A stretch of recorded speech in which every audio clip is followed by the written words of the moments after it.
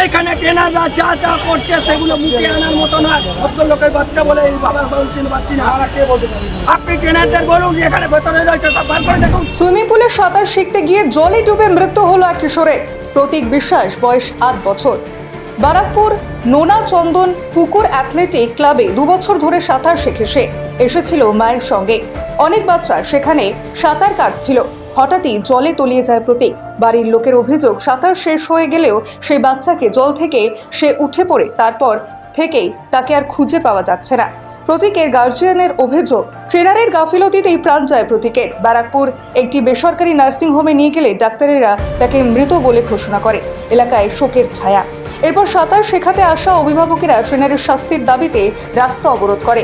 এরপর টিটাগড় থানার পুলিশ এসে অবস্থা নিয়ন্ত্রণে আনে। ছোট বাচ্চা সুইমিং করছে, সুইমিং করতে করতে মা তাকে বলছে 20 মিনিট 25 মিনিট ধরে নাকি ভেসে আছে।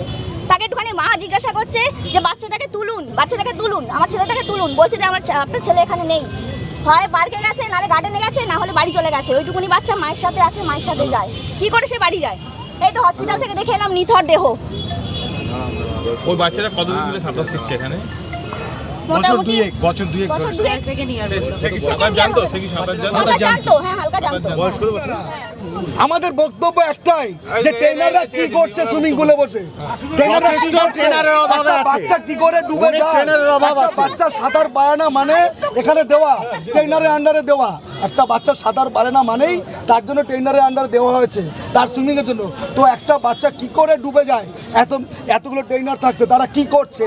আর তারা অ্যাক্সিডেন্টের পরে তারা নিজেদের দোষ না দেখে প্যারেন্টসকে কি করে বলছে রাস্তায় খুঁজুন, বাড়িতে ফোন করুন, পার্কে দেখুন, গার্জিয়ান বলছে, হাসছে, সে তো বাদই দিন। কত বছর? 7 বছরের বাচ্চা।